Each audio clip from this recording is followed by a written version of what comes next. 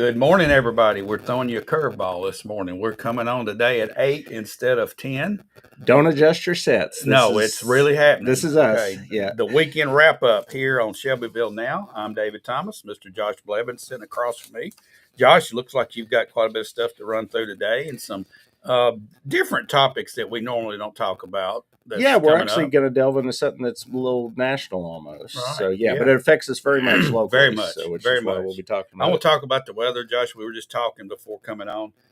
We will be getting a little cooler air about this time next week, hopefully. But Monday, Tuesday, Wednesday is going to be another scorcher this coming week, and heat index is way up. So the heat advisory remains in effect. But we're going to take a pause now before we dive into all this stuff we've got to talk about this morning. And we're going to hear from our sponsors, Dennis Young Insurance and Leverage Power Washing. We'll be right back. Get the results you want with the personalized service you deserve at Dennis Young Insurance Agency. As a local independent agency, we offer coverage from several different companies, including Erie. So whether it's auto, home, life, personal, or business, we can find the right coverage to meet your unique insurance needs. And with a rate lock advantage, your rates won't go up as long as you do not change drivers, autos, or addresses. Contact us at Dennis Young Insurance Agency, insuring Shelbyville and surrounding areas since 1988.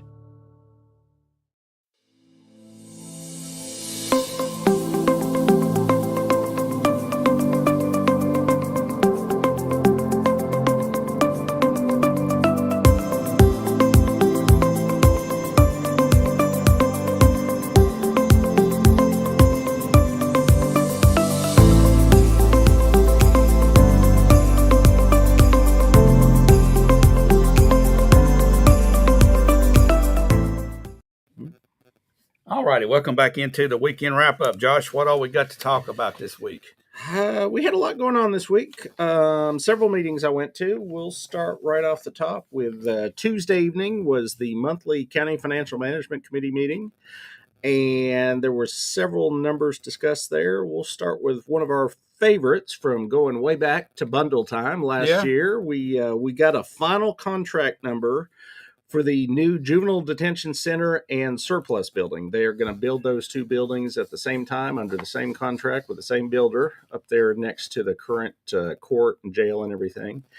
And we have ended up at $6.565 million. So basically $6.5 million, which puts us just under budget. So they are able to proceed, and they were supposed to sign the contract this week, so I would say ground will be moving pretty quick up there. So. Yeah, it looks like we did come in a little under budget, but $6.565 million for 2.5 kids.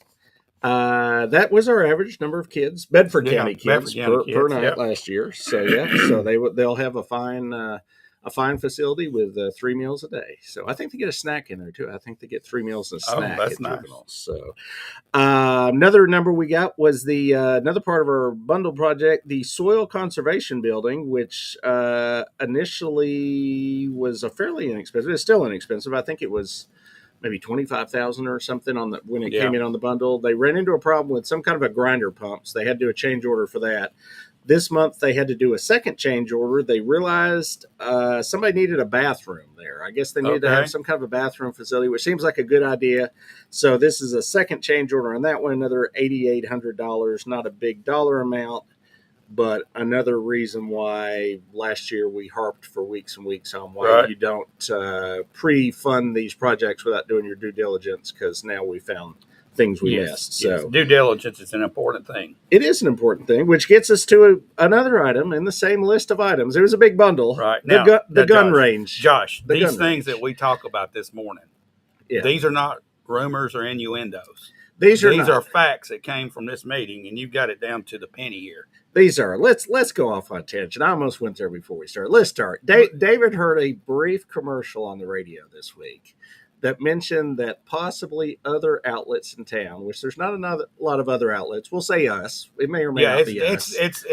It may or may not be us. We're getting called out for creating rumors. Are only covering rumors here in town. So yeah, so let's be clear that nothing we're going to, and we do occasionally, we will actually cover rumors occasionally, but we will say this is a rumor. Okay, these are now, unless your finance committee is perpetrating rumors. They're not. They're not. As far as I know, they're giving us facts. Legit. So, this is not a misdirector. This is not. Okay. So to be clear, and we'll go ahead and talk about ourselves, and we are the only media outlet in town that I know of that is at as many of these meetings as we're at. So there is cursive Josh Blevins. Well, I personally am the one that goes to them, but there is, because I'm at them.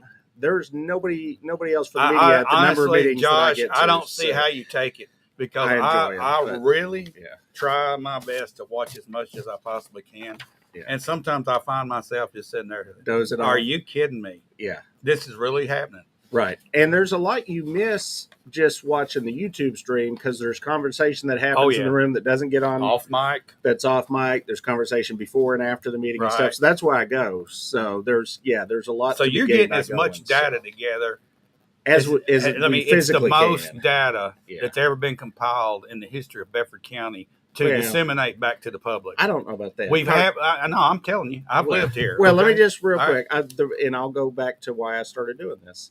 When I moved to town, there was a gentleman here, and he's passed since, Mr. David Melson. Yeah. And he used to go to most or many of these things, and he was the best source for information in Bedford County. He wrote it in the paper, he put it on Facebook, and when he passed away, there was a vacuum here. Oh, yeah. For that. Yeah, there's nobody's that dedicated. Yeah, and I will never, live up to it. I would never pretend to live up to what he did in the county and what he did for information here. But that was what drove me to get out there and get to these meetings, is because there was that vacuum of information. Right. So, which gets us back to, these are not rumors. This is information real that stuff came out at the meeting, and we got the paperwork to back it up, and we were sitting there as well. And we even have it on. I mean, you can go watch it on YouTube if you choose to, or you can watch it here, or you can listen to David and I just ramble on. Right, so. Of course. Back to the actual data, the gun range. So this was the last item in the bundle project that hasn't gone anywhere. We got a little more information on that this week. And what happened there was, back to the due diligence thing, they found out when they actually surveyed the site that they have available, they don't have room to put a 45-yard gun range in the property that they own. Wow. So they can put a 30-yard gun range, but that doesn't meet some of the qualifying you need to do as a law enforcement officer. So they're asking for some kind of a waiver where they can put in a 30-yard one, use that to qualify. But unless they get that, there's no point in building a 30-yard gun range if it doesn't get you to qualifying, because at that point it's just a practice facility. So this is an important piece of data. This was when you're going to build a gun range, right? So they're waiting to hear back on that. So it's not moving. And we're getting ready to build this, and now we found out about it, right? We found out about it after the fact. So yes. Okay, all right. And that's not a rumor. That is not. No, that was talked about at the meeting. Okay. So watch the YouTube video. Another piece of information we gathered, Cascade High School floor, which this has been on the owner's rep report for quite a few months. We got a little more discussion of that this time. There has been an issue with the floor at Cascade High School, I guess basically since it was constructed. And they've been talking about this, and there's lawyers involved. That's a big buzz. But we got a first hint of how big of an issue it was at this meeting, when we were told that the actual cost to repair the issue is likely to exceed $2 million. So they've got to go through and tear up the entire school, all the floors. This is a 2-year project. They would do half of the school. You're talking about in the brand new Cascade High School. This is Cascade. Yes, it is. So they've got lawyers, because they're going back to the original contractors and asking them, obviously, to cover this. They feel like it's a construction issue. Well, this is a big deal. So they said they would do one wing one summer, and then the other wing another summer. So this would take two full summers off to actually repair. So when they're still in the legal back and forth, the lawyer, actually what happened, they mentioned the lawyer that was representing the construction side of the equation, he actually passed away suddenly. So they had to get a new attorney. So they had to get him up to speed. So it's still dragging on. So, And this has been going on for a while, but that's a big deal for sure. And obviously, the county doesn't want to be on the hook for that, so they're hoping to get that covered.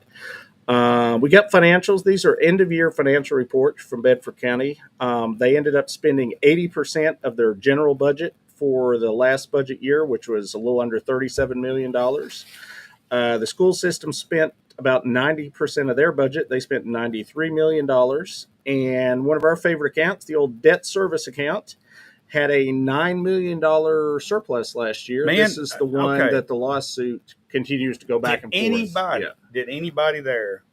80% spent. Yes. Okay. Schools 89.5% spent. Yeah. Debt services. We got a surplus. Did anybody mention anything about a refund? No refunds. They don't do any refunds now. They just roll it over to next year. So I heard you and Bo speaking earlier this week, I believe, about the county budget and the fact that it seems to continue to go up every year. It's doubled in 7 years, Josh. Double, yeah. So I brought some numbers today for that. Okay, now this was not a rumor that we were talking about. I had already checked on this. I knew it was double. Right. Yeah. And there's something else that hasn't doubled. That's our population. I don't think it's doubled. No, our population has not doubled in those 7 years, and our services have not doubled in 7 years. So the only thing that's doubled is the size of government. The size of government. So our budget year that we're currently in, general budget, we're budgeted to spend $44.9 million. And if you go back, you and Bo were talking about 2018. So I went back to 2018-19 budget. Our actual spending that year was 21.5. So 21.5 to 45. What happened? Government. Now I know prices have gone up, but prices are going up. Yeah. Well, come on, man. People need to get paid. It's got to have people. Getting paid. So people's getting paid. Things grow. Yeah. School budget, similar numbers, not quite as big of a jump though. The 2018-19 school budget. This is the 141. This does not include, just some quick disclaimers, doesn't include their food budget, their after school care. This is their main school budget. It was $64 million in 2018, and in the current year that's just started, we're at $102.6 million. Mm-hmm. So not double, but definitely up a lot. And then the amount we're paying for debt, which is connected to all the building projects and whatever we got going on. In 2018, we paid $8.3 million in annual debt payments. We're at $14.1 million in the current budget year. So that one didn't double either, but went up almost $6 million. I'll tell you what has not doubled. What hasn't doubled? Salaries. You're saying you're not getting twice as much money as you were 7 years ago? I'm saying everybody. Nobody. Hardly anybody. Well, there are a few. There are some people. Most of them are, never mind. Yeah, there are a few. So government continues to grow. So, and the amount of money they're bringing in, a couple more numbers we did get. Just in the past year, this was the final number on property taxes. The county brought in an additional $938,000 in property taxes over the year before, and sales tax was up $1.65 million from the previous year. So my quick math says we're about $2.5 million. The sales tax increase is mainly due to higher prices, Josh. Higher price of goods. Yep. I would say there is more commerce because there are a few more people. There are more people. We have a few more businesses. All right. Yeah. That's all good stuff. But the bad stuff is that the prices are going up. Yeah. Price of stuff at the grocery store. That in turn brings sales tax up. Yeah, it does. One small tax I just want to mention that went up, which is an unusual increase, was a very small one we have is the mineral severance tax, and it went up $111,000.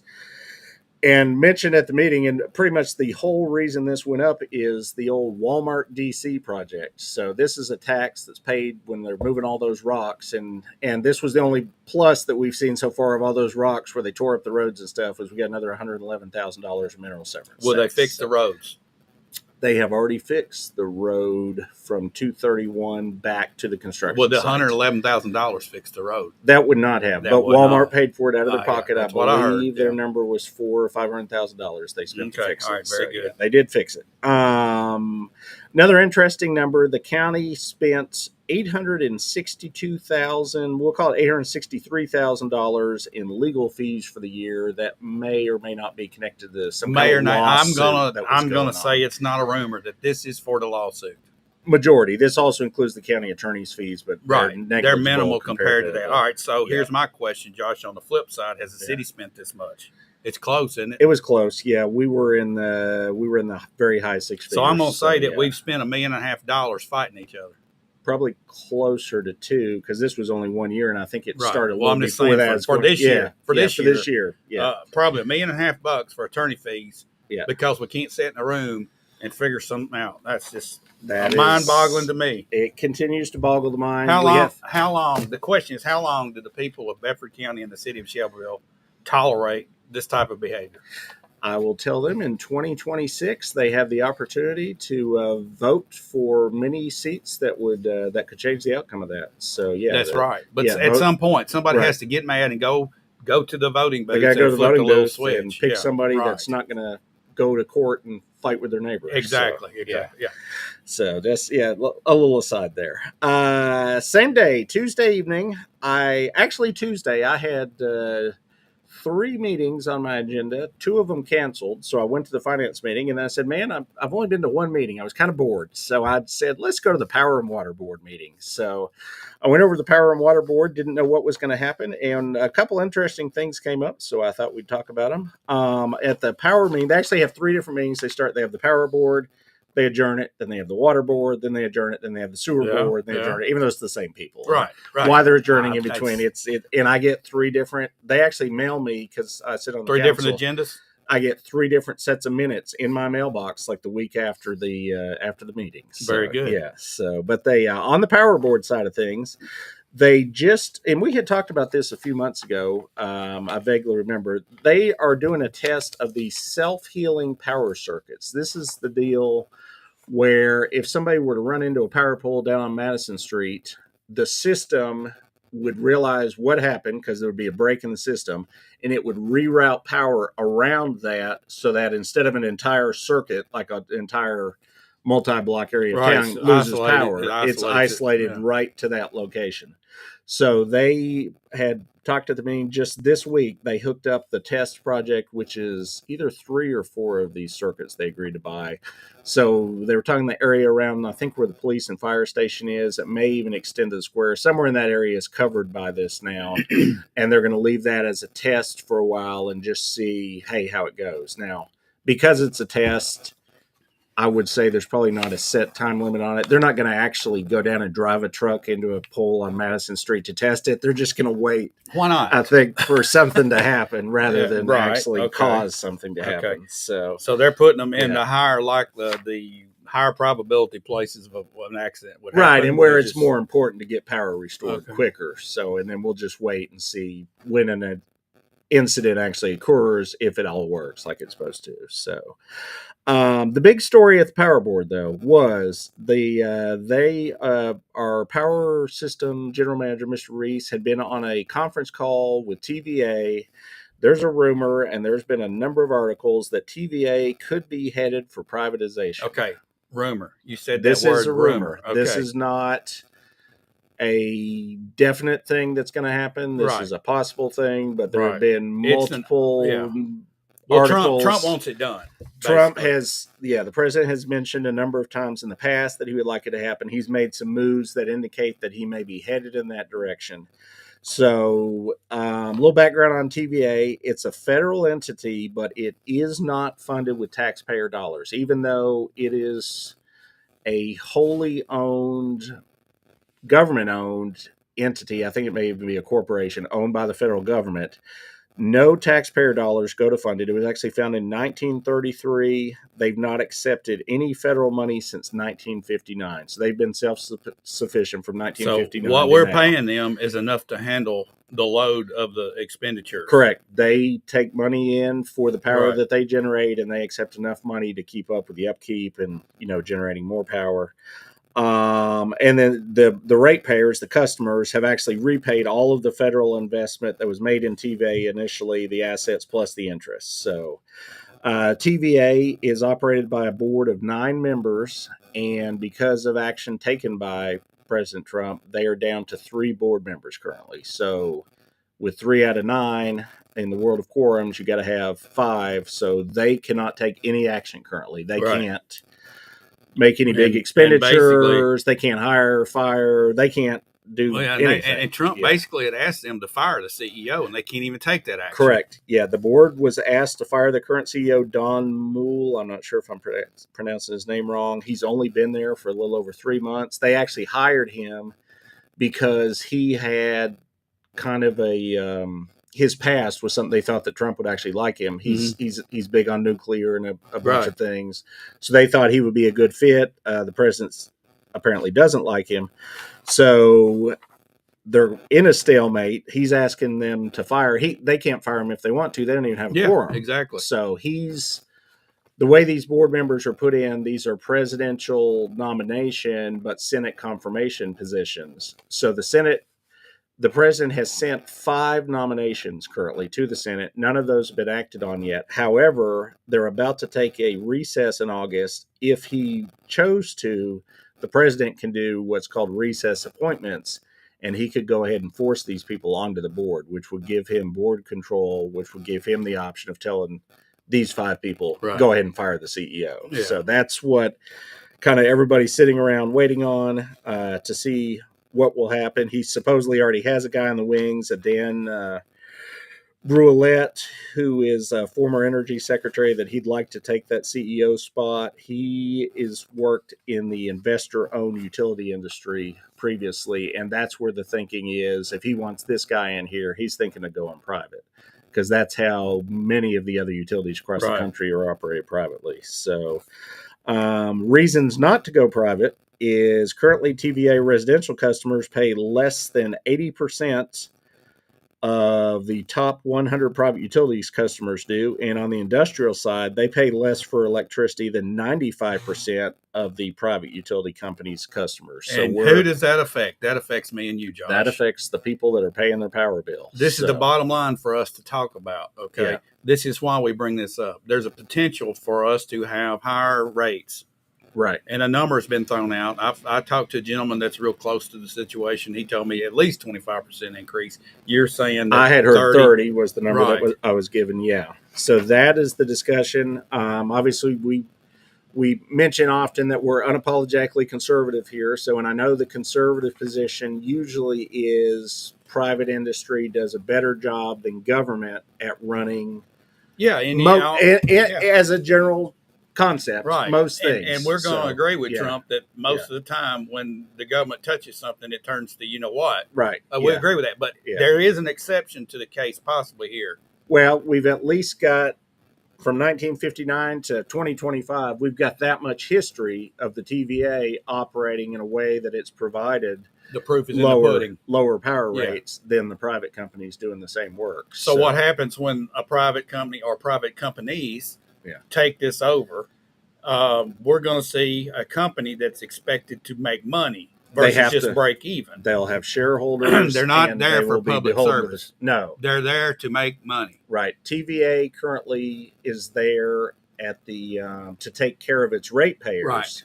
A private company is there to take care of its shareholders. Right. So, and shareholders expect a profit, so that generally is going to lead you to higher. Now, which is not to say, I mean, even the numbers say 20% of the private utility companies are somehow providing power to their customers for less. Yeah. But the math also tells you that the likelihood is you're going to be in the higher range rather than the lower range. So the odds are stacked against us on that. They are. And one of the things that's, well, a couple different things, and I didn't put this on my rundown. Part of what brought this all to a head was there was a natural gas plant planned for Cheatham County right outside Nashville. And John Rich from Big and Rich decided, I guess he lives in Cheatham County or close by. He got with his neighbors and started to fight this. Well, he just happens to be friends with the president. So of course, he's a big Trump supporter. He is. So if you've got the ear of the president, he reached out and said, "Hey, not a fan." And this gets into the way we support politicians. I'm just going to say I'm a Trump supporter. Okay. Yeah. Big time. I felt like he was our hope, to change things, and he's done a lot of good things. That doesn't make him perfect. Right. Okay. I'm totally against all these tariffs because they're affecting my pocketbook every day. But I still support Trump. I think he should release the Epstein files and get that over with. Right. He hadn't. I'm mad about it, but I'm still supporting Trump. Yeah. Okay. It's possible for people like John Rich to say, hey, President, I think we shouldn't do it. But obviously he does. But it's okay if you disagree on a point and still be a supporter. That's the problem we have in politics today. It's either all or nothing, it seems like, for either side. And the way Trump came out and said, well, y'all, I don't need your support. I don't want your support. You're not supposed to. Well, now he needs to back up and rethink about that, because it's possible to disagree and still be a supporter. Right. Yeah. And I think that's where we are from Main Street to Pennsylvania Avenue these days.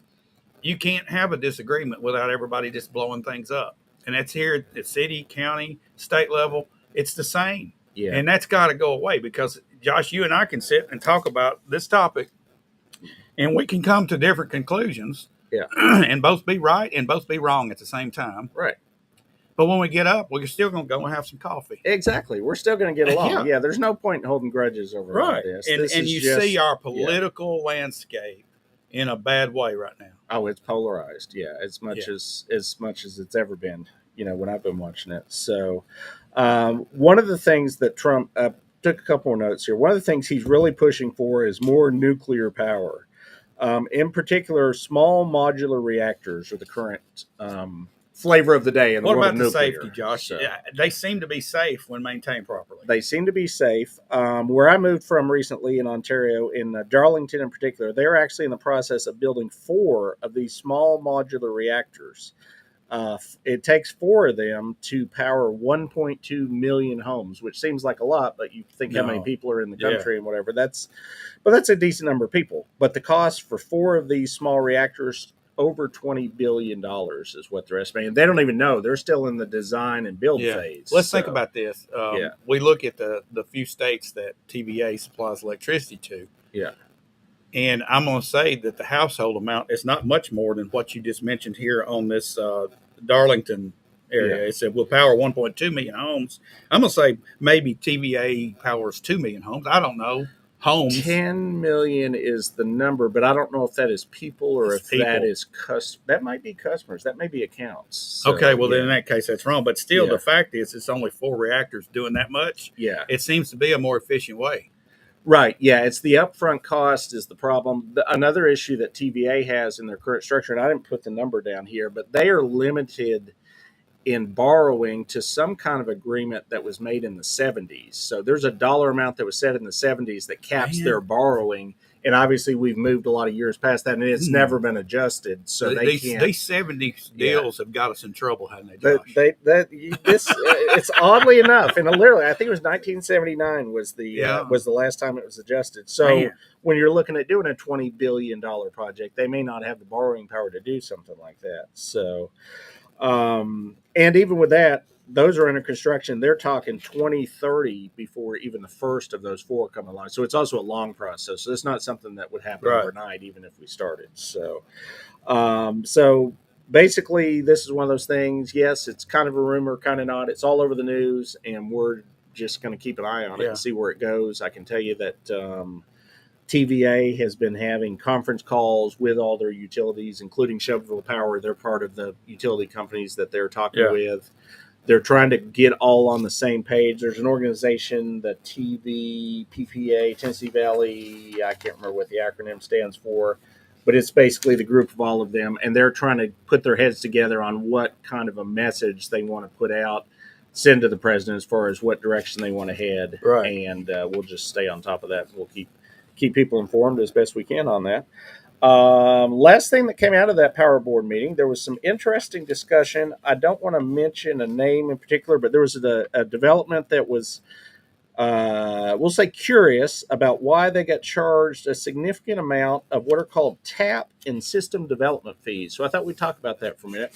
Many people may not know what's going on with that. If you move into Shelbyville right now, Shelbyville Power, you pay, as a developer, a TAP fee and a system development fee.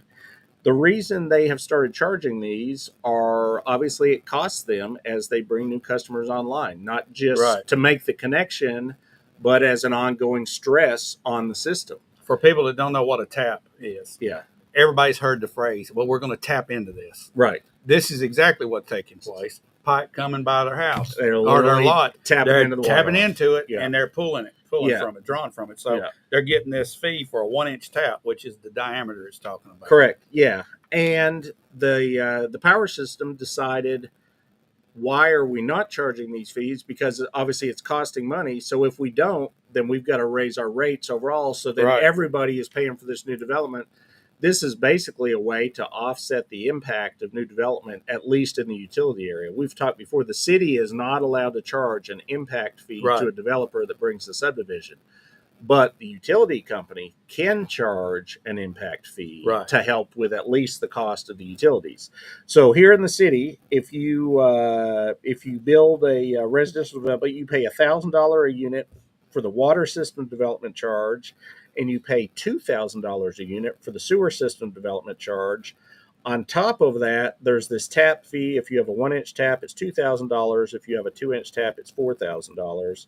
And then there's a sewer tap fee. If you put in a 6-inch sewer tap, that's another $2,000. So just imagine that if you've got this, like this particular development, if you've got 3 or 4 taps, it suddenly adds up to a big bill. And they were kind of surprised. They didn't expect it.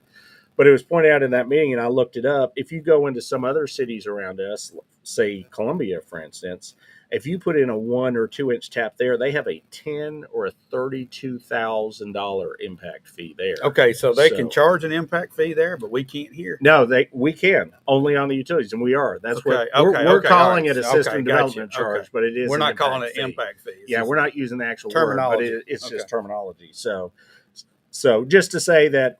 Okay, this was pointed out. If you go to certain different areas like Columbia, you pay one that's but this is all this money is going to the utility company and not to the entity, the government entity. Correct. It's going to the utility company to help them offset the fact that if you added, 1,000 more customers, it's more stress on the system. On our sewer issue here that we've got on the east side of town, to me, if we did have an impact fee, this would give some funds into our local power company and utility company to go fix all these collapsed lines, because that's a major project we've got coming up, and we don't have the money. Right. I mean, it's a massive amount, because you're talking about some 70 and 80-year-old lines that have just basically collapsed in the sewer, and now we've got a moratorium up from Kingery Road east.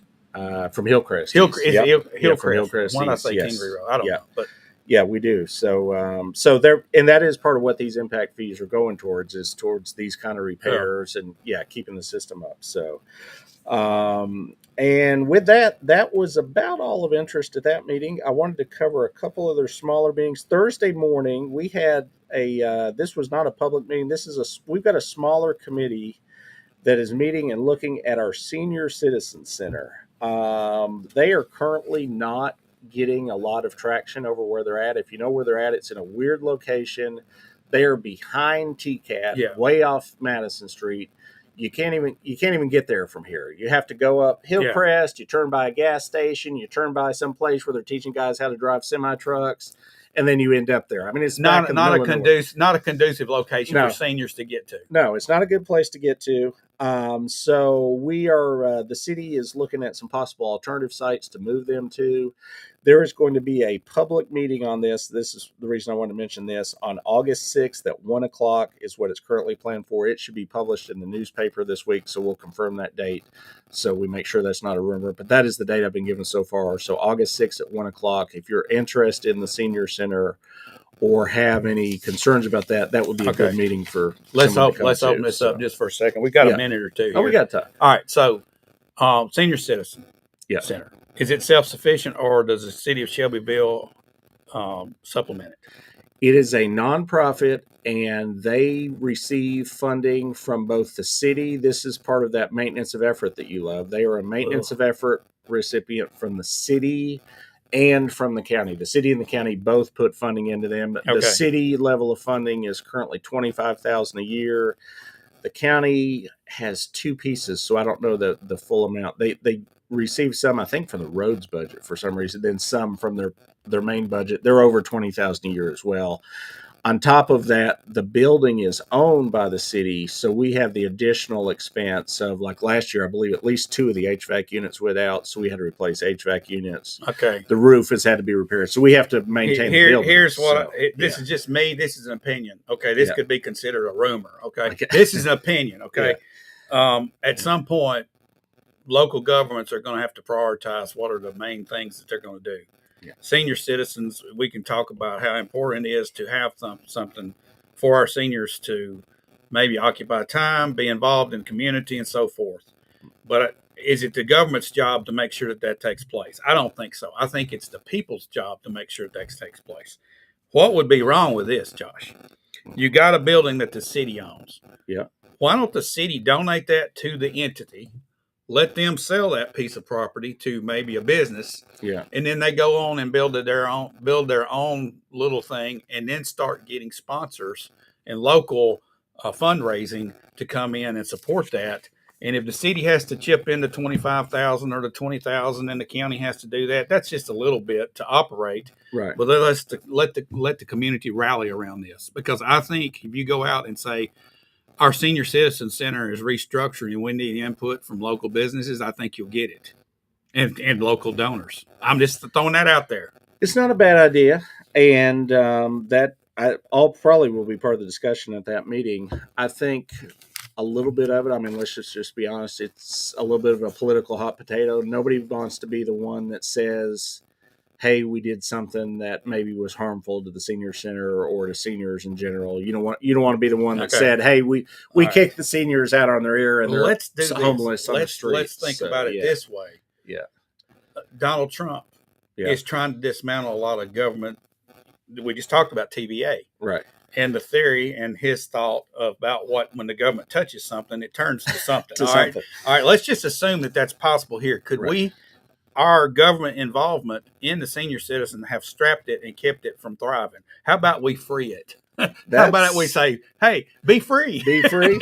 And let everybody get involved in it. And it's not a political hot potato at that point. Right. Yeah. It's a community project. Yeah. I wish it was more community funded. But a lot of times when people think about that, they look at, well, that's the government doing it. Right. And then they do this with their hand. Yeah. In their mind. Yeah. No, I don't want that's to be part politics. Of that. Yeah. Let's get the political side out of all these things that should be just community projects. Right. I mean, I think we'd be a lot better off and things would thrive. Yeah. Because I agree with Trump. On this one, for the most part. So, and we'll leave that hot potato alone after that. Do come to the meeting though, August 6th. It will. What day is August 6th on? Do you know, Josh? Is that like that's a Thursday, Wednesday? It is a Wednesday. Okay, very good. And then same day, Thursday evening, we had this is my last meeting I went to of the week, was the City Planning Commission. And we approved unanimously the MTSU flight school plans and drawings and all that. So they are free to proceed, other than they are still held up by the state on the wetlands issue. They still are looking if they're hurting any endangered something living in the wetlands. So we got to wait to hear back from the state. I'm sure there's a slug out there somewhere. There might be an endangered slug. You got to watch for that. Yeah. So, however, one note that I did get for that meeting, now that it's approved, look for a traffic light to go in at that entrance roughly 2 years at the main airport entrance, or on the side at road? The new, where they're going to build the new facility for MTSU. Right. Yeah, that's a road that didn't even exist yet. It'll be close to where that old house is that's going to be torn down. Okay. So a question for you, Josh. Yeah. I know on the front end of this, the idea was this school would be bringing a lot of commerce to Shelbyville. I mean, it's just going to boom us, make us boom. All right. I know we're going to have some students here, quite a few. We're going to have a lot of air traffic. Negative. That's a negative thing. The people being here, I'm not saying that's negative. It could be very positive. So are there any projections on what kind of revenue stream or sales tax bump this is going to give to whatever businesses on that side of town benefit from it? Any ideas? Nothing really out there that we've been given. No, it will bring. I mean, if it's enough to need a red light, there's going to be a lot of students and teachers coming and going for sure. So you're going to have gas stations, convenience stores, possibly maybe we'll get a couple fast food places out there. Yeah, depending. Yeah, I would imagine more construction, and it already is, will keep moving in that direction because you would expect they'll want stuff as close as possible. So the question is going to be answered in probably 10 years, Josh. With us turning our airport into a training facility, was it a good move or a bad move? We'll know 10 years from now, maybe. You will know them. We don't know today, though. We do not. One other thing that was on the agenda, there was a subdivision on McDale Lane that had been approved back around 2020, 2021, and they had not started construction yet. Mm-hmm. This was the second time they came back. Right. They asked it for what's called their vested rights to be extended for another 6 months or so. Grandfathered. Yeah, which would allow them to build at some old standards that we no longer have. It was and I harped on this at both meetings that it was at. It was a 8-phase subdivision.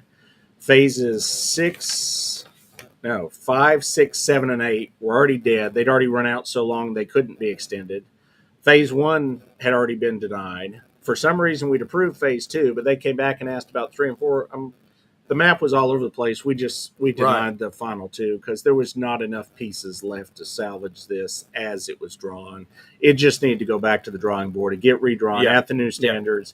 It had issues with driveways, too many driveways coming onto McDale, which would have made traffic a mess. A lot's changed since that was ruled on years ago. Yeah, there's so much more development has gone on. So in that guess area what? That was a common sense move, Josh. It was a common sense move. It's very good. Hard to believe. And you had a hand in that, Hard Josh. to believe that there's common sense, but occasionally we have some common sense. Very good. One other thing that's not on the rundown, not really mean, just want to point out, I went to the square last night. We had the Celebration City Car Club? Right. It was great. The weather was good, even though it's been 8,000 degrees out during the day. How much? That's a rumor. That's a rumor. That's a rumor. I think 8,000. But no, because as long as you were in the shade, there was a good breeze. Yeah. They had live music. It was packed. There was cars and stuff. So if you can get down to one of those, they have those every, the fourth Friday of every month. Hey, man, that Gunner building comes in handy late in the day in the summer. On the shade. Man, it'll like bring that over, and you got those trees up there too. Yeah, that's good. Yeah, live music. The popcorn stand is always open when they have this. That's my favorite thing. I've got to know when that's open because I got to go over and get me some of that popcorn. Yeah, it's there on the fourth Friday. It's open. So and I got me some shovel pizza like I always do on Thursday or Friday. So the pizza was good. So it was a good time. So come out to that on the fourth Friday. So question. You and I had a conversation about the Grindstone Cowboy this past week. Is there any opening date set yet on the Grindstone? The date that we were given when we did the tour as a council back in the spring, I think that was they were trying to hit before the horse show. I can tell you there's been no announcement, but I would be shocked if they're even close to that. Really? There's still utility work happening on the street out in front. I've not been inside the building in a number of months, but I don't think, my guess would be September-ish at the earliest. But they are going to have that big food booth at the celebration, which is going to have some of their stuff all during the celebration in what used to be the VFW booth. So they will have food, and they've had a food truck set up at most of the events over here. Right, at the celebration grounds. Celebration grounds. Speaking of the celebration grounds, Josh, there's a rumor going around that there's a miniature donkey show last night and tonight. But that was just a rumor, and we found that it's really this morning and in the morning. It is this morning and tomorrow morning starting at 8:30. Actually, I'm going to leave here in mere moments and go over because 13 minutes ago they started showing the miniature donkeys. You've never seen one, have you? I've never seen a miniature donkey show, so I'm going to briefly go over and look at the miniature donkeys. Guys, if you want to see miniature donkeys, it's not tonight. It's this morning. It's right now. And I imagine it may run most of the day. It might run most of the day. There's a number of classes. So, but it started at 8:30. It is the Honky Tonk Miniature Donkey Extravaganza, I think. And that's not a rumor. That's a fact. That's fact. It's on. I saw it on Facebook, so it's got to be true. Yeah. So but it's going on today and tomorrow. Cooper Steel Arena, no cost to get in. And if you've never seen a miniature donkey show, I honestly have no idea what goes on in a miniature donkey show. But I'll know in a few minutes. They lead them around. Yeah. And they have little carts that they drive with. I believe. I'm speculating on this, and I'm pretty sure that's what they do, though.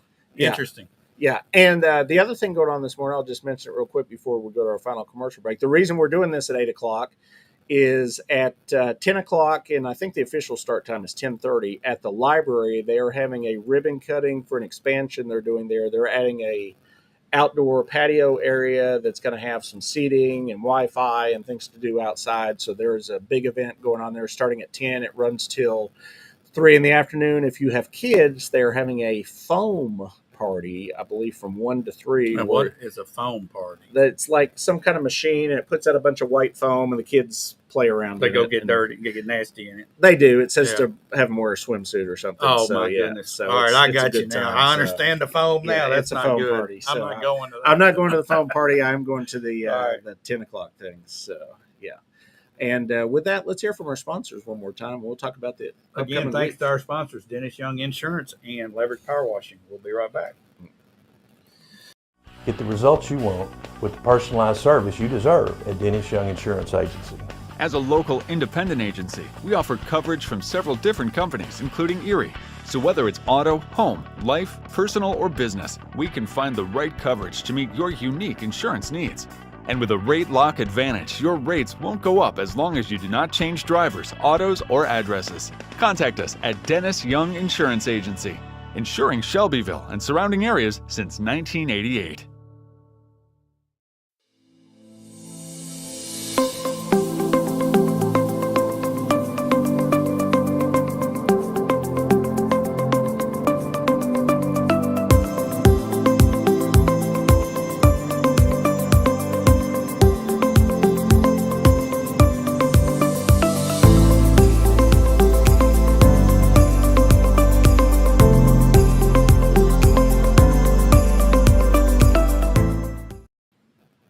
Alrighty, welcome back in here to the weekend wrap-up show, the news that matters, where the rumors are not allowed. No, absolutely not. So, Josh, what you got coming up this week?